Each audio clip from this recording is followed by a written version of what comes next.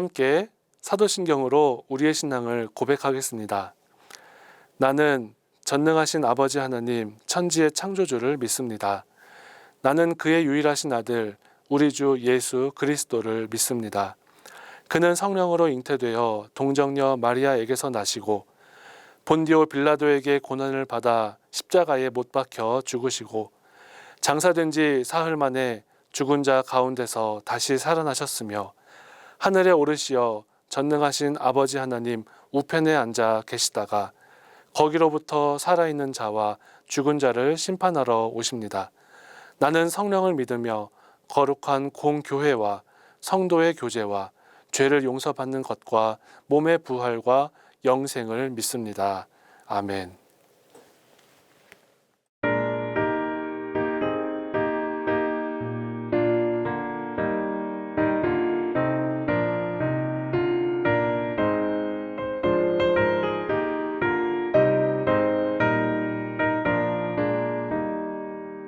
참 즐거운 노래를 높이 불러서 이 세상 사는 동안 주 찬양하겠네.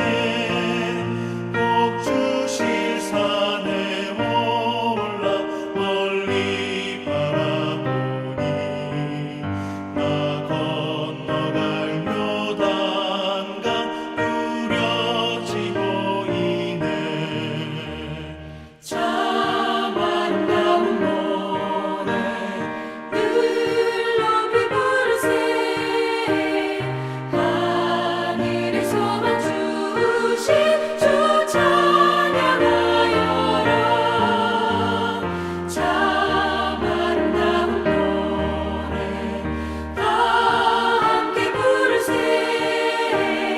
하늘의 기쁨 주신 주 찬양하여라.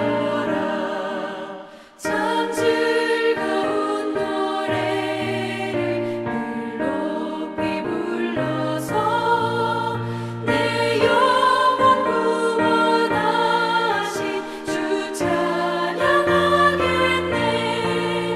땅 위의 성도들이 부르는 노래에 저 하늘의 천사들 다 화답하겠네.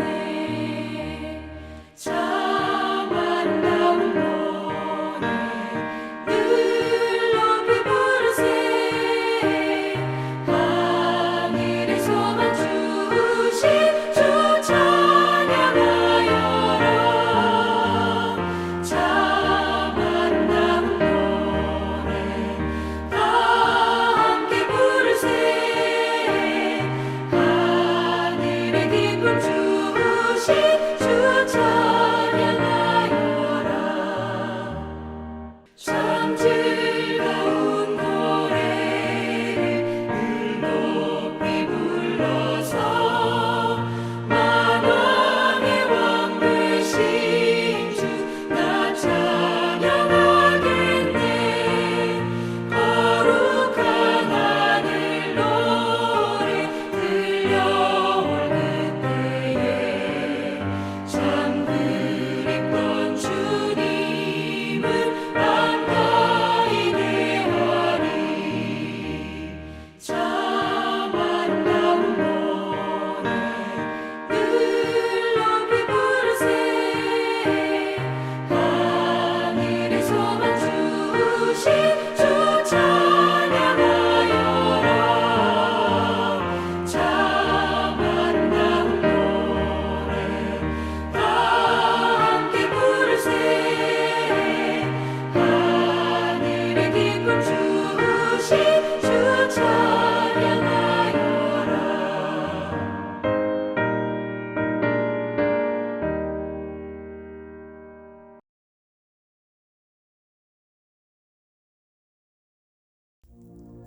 사랑의 하나님, 만물이 열매 맺는 은혜의 계절에 9월 시댁과 가정 예배를 드리게 하심에 감사를 드립니다. 이 시간 각 가정이 올리는 찬양과 경배를 기쁘게 받아 주옵소서. 교회를 사랑하시는 하나님, 우리 천안중앙교회가 21세기를 이끌어가는 복음의 전진기지가 되게 하여 주옵소서. 완전하기보다 건강한 교회가 되게 하여 주시고, 처음 사랑을 회복하는 교회, 하나님의 뜻을 이루어가는 교회가 되게 하옵소서. 믿음의 가정을 기뻐하시는 하나님, 우리 교회의 가정 예배가 정착되어 빛과 소음과 같은 그리스도인이 배출되게 하여 주옵소서. 예배를 통해 주시는 은혜를 가지고 하나의 미랄이 되어 하나님의 나라와 세상을 향해 사명을 감당하게 하여 주옵소서. 천안중앙교회 가정을 통해 말씀의 용사, 기도의 용사, 찬양의 용사들이 배출되게 하여 주시고, 주님이 기뻐하시는 하나님의 나라를 세워가게 하여 주옵소서. 우리에게 구원의 은혜를 베푸신 예수님의 이름으로 기도드리옵나이다. 아멘. 오늘 우리에게 주시는 하나님의 말씀은 마태복음 13장 1절에서 9절까지의 말씀입니다. 하나님의 말씀을 봉독하겠습니다. 그날 예수께서 집에서 나가사 바다에 앉으심에 큰 무리가 그에게로 모여들거늘 예수께서 배에 올라가 앉으시고 온 무리는 해변에 서 있더니 예수께서 비유로 여러 가지를 그들에게 말씀하여 이르시되 씨를 뿌리는 자가 뿌리러 나가서 뿌릴새 더러는 길가에 떨어짐에 새들이 와서 먹어버렸고 더러는 흙이 얕은 돌밭에 떨어짐에 흙이 깊지 아니하므로 곧 싹이 나오나 해가 돋은 후에 타서 뿌리가 없으므로 말랐고 더러는 가시떨기 위에 떨어짐에 가시가 자라서 기운을 막았고 더러는 좋은 땅에 떨어짐에 어떤 것은 100배, 어떤 것은 60배, 어떤 것은 30배의 결실을 하였느니라. 귀 있는 자는 들으라 하시니라. 아멘.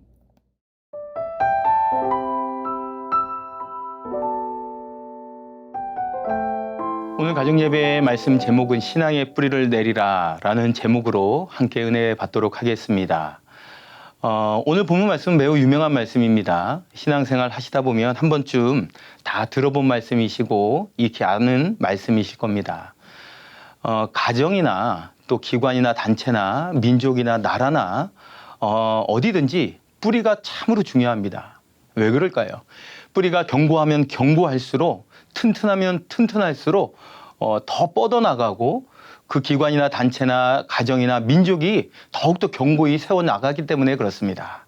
자, 그럼 우리의 신앙의 뿌리는 어떻습니까? 신앙의 뿌리를 어떻게 해야지만 더 견고히 그 뿌리가 내려갈 수 있을까요? 오늘 말씀을 통해서 한번 살펴보도록 하겠습니다. 이제 봄철이 되면 씨앗이 이렇게 날리지 않습니까?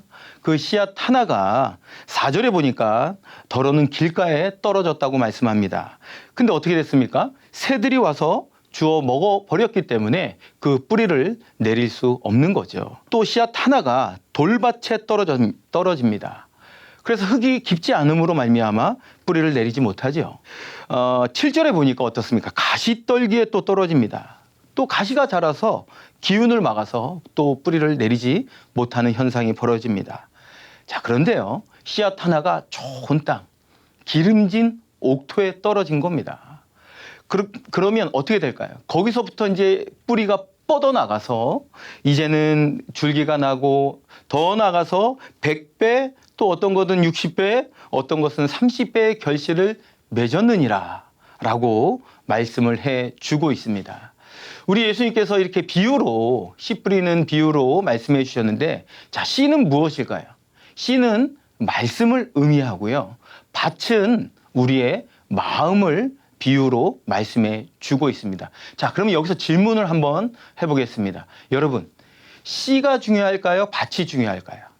다시 말씀드리면 말씀이 중요할까요? 우리의 마음이 중요할까요? 예수님께서 강조하신 것은 우리의 마음밭이 중요하다 말씀합니다. 자, 그러면 어떻게 해야지만 우리가 기름진 옥토, 좋은 밭이 될 수 있을까요? 자, 먼저 우리의 마음밭이 옥토가 돼야 됩니다. 그러려면 우리의 마음이 정결하고 순결해야 합니다.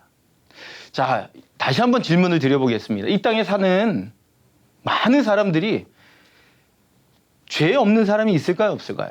다시 말씀드리면 순결하고 정결한 사람이 있을까요, 없을까요? 없지요. 순결하려고, 정결하려고 노력하는 사람과 그렇지 못한 사람이 있을 뿐입니다. 우리는 다 죄인이지요. 세상 사람들과 우리 믿음의 사람들의 차이가 뭘까요? 세상 사람들은 죄인이라고 이야기하지 않습니다. 하지만 우리 믿음의 사람들, 그리스도인들은 죄인인 걸 알지요. 자, 그러면 우리 그리스도인들도 두 부류로 나눠집니다. 죄인인 걸 알지만 자복하고 회개하는 사람이 있고 그렇지 않은 사람이 있다는 겁니다. 자복하고 회개하고 알고도 지은 죄 모르고도 지은 자를 늘 십자가 앞에서 회개하는 하나님의 백성들은 마음이 정결하려고 순결하려고 노력하는 사람입니다. 그 사람 마음이 기름진 옥토라는 거죠. 거기에 말씀이 떨어지면 거기에 신앙의 뿌리가 뻗어나가는 겁니다. 그래서 오늘 본문 말씀처럼 100배, 60배, 30배 또한 결실을, 열매를 맺을 수 있는 겁니다. 다음으로는 될수록 교회를 가까이 하고 사랑하셔야 됩니다. 우리 장로교회 창시자인 요한 깔뱅이라는 분이 계십니다. 그분이 굉장히 유명한 말씀을 하셨어요. 하나님은 우리의 아버지시고 교회는 신앙의 어머니다. 교회가 신앙의 어머니라는 거죠. 이 말씀의 비유는 이런 겁니다. 어린 아기가 엄마의 모유를 먹어야지만 자랄 수 있는 겁니다. 근데 어린 아기가 엄마의 모유를 거부합니다. 멀리합니다. 싫어합니다. 외면합니다. 그럼 어떻게 될까요? 죽고 말지요. 마찬가지입니다. 우리 신앙인들, 그리스도인들도 교회를 가까이 하고 사랑해야 됩니다. 그리고 강단에서 흘러나오는 그 영적인 말씀을 받아 먹어야지만 우리가 영적으로 성장을 이룰 수 있는 겁니다.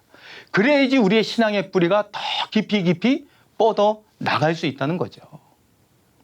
자, 그리고 세 번째로는요, 우리 신앙의 우선순위를 정해야 됩니다. 그래야지만 우리의 신앙의 뿌리가 더 견고히 뻗어 나갈 수 있다는 겁니다. 마태복음 6장 33절 너무나도 유명한 말씀이죠. 그러니까 너희는 먼저 그의 나라와 그의 의를 구하라. 이 말씀 중에 중요한 키워드가 있습니다. 여기서 먼저라는 단어입니다. 여러분, 먼저라는 단어를 빼도 문맥상 아무 이상이 없어요. 너희는 그의 나라와 그의 의를 구하라. 어색하지 않죠? 하지만 예수님께서 뭐라고 말씀합니까? 먼저랍니다. 너희는 먼저 그의 나라와 그의 의를 구하라는 겁니다. 여러분 어떻습니까? 목사인 저도 마찬가지고요. 지금까지 살아오면서 내 삶의 우선순위가 바뀔 때가 한두 번이 아닙니다. 어떨 때는 자녀가 우선순위일 때가 있고, 어쩔 때는 직장이 우선순위일 때가 있고, 어쩔 때는 물질이 우선순위일 때가 있고, 어쩔 때는 인간관계. 여러 가지로 삶의 환경과 여건에 따라서 우리 삶의 우선순위가 바뀔 때가 있다는 거죠. 그러면 우리의 신앙의 뿌리가 더 견고히 뻗어나갈 수 없다는 겁니다. 우리는 결단해야 됩니다. 내가 신앙으로 단언해야 돼요. 우선순위를 정해야 됩니다. 그래야지만 우리의 신앙의 뿌리가 더 깊이 뻗어 나갈 수 있다는 겁니다. 자, 그럼 세 가지를 말씀드렸습니다. 제일 먼저 뭐라고 말씀드렸습니까? 우리의 마음이 순결하려고, 옥토밭이 돼야 되는데 순결하려고, 정결하려고 노력해야 된다. 두 번째, 될수록 교회를 가까이 하고 사랑해야 된다. 강단에서 흘러나오는 말씀을 받아 먹어야지만 우리가 영적으로 성장을 이루고 신앙의 뿌리를 내릴 수 있다. 세 번째, 내 삶의 우선순위, 신앙의 우선순위를 결단해야 된다. 자, 그럼 어떤 현상이 벌어질까요? 가장 중요한 것, 성령 충만한 삶을 누릴 수 있습니다. 여러분, 성령 충만한 삶이 어떤 삶입니까? 우리가 찬송가를 부르고 말씀을 받을 때 너무나도 당연한 거지만 그렇지 못할 때가 있죠. 찬송가를 갑자기 2절이 내 가슴을 뜨겁게 합니다. 그 가사가 나를 향한 말씀처럼 내 마음을 뜨겁게 하면서 뜨거운 눈물이 나기도 하고, 목사님 말씀을 선포할 때 그 말씀을 받아 누릴 때 내가 신앙으로 결단하고 다짐하고 결심하고 맞아 이렇게 살아가야 돼. 이게 성령 충만한 기름 부음 받은 자의 모습이라는 거죠. 더 대단한 게 뭔지 아세요? 성령 충만한 능력으로 살아갈 수 있다는 겁니다. 우리가 신앙의 뿌리를 더 깊이 뻗어가면 성령 충만한 능력으로 이 땅을 살아갈 수 있다는 겁니다. 성령 충만한 능력의 예를 들어볼까요? 모세가 이스라엘 백성들을 출애굽하죠. 젖과 꿀이 흐르는 가나안 땅을 향해 믿음의 걸음걸음을 내딛는데 홍해가 가로막힌 거예요. 그 홍해를 건너가야지만 되는데 뒤로 물러설 수도 없어요. 애국 군대가 따라오기 때문에. 어떻게 합니까? 이러지도 못하고 저러지도 못하고 모세가 두 손을 높이 들고 기도합니다. 근데 하나님께서 지팡이를 내려치라 말씀하셔요. 지팡이를 딱 내려치니까 어떻게 됩니까? 홍해가 쫙 갈라지는 거예요. 자, 그럼 여기서 질문 한번 해보겠습니다. 모세도 그렇고요. 이스라엘 백성들도 과연 지팡이를 내려치면 홍해가 바닥까지 드러날 정도로 갈라지라고 생각을 했을까요? 아니죠. 천만의 말씀. 꿈에도 생각 못합니다. 자, 그럼 또 하나 질문. 하나님이 말씀으로도 홍해를 가르칠 수 있지 않을까요? 다시 말해서 지팡이가 능력이 있는 것이 아니라 하나님이 지팡이를 도구로 삼으신 겁니다. 그게 성령 충만한 능력입니다. 바울의 손수건은 어떻습니까? 바울이 손수건을 갖다 댈 때마다 죽은 자가 살아나고 병든 자가 일어나고 눈먼 자가 눈을 뜨고.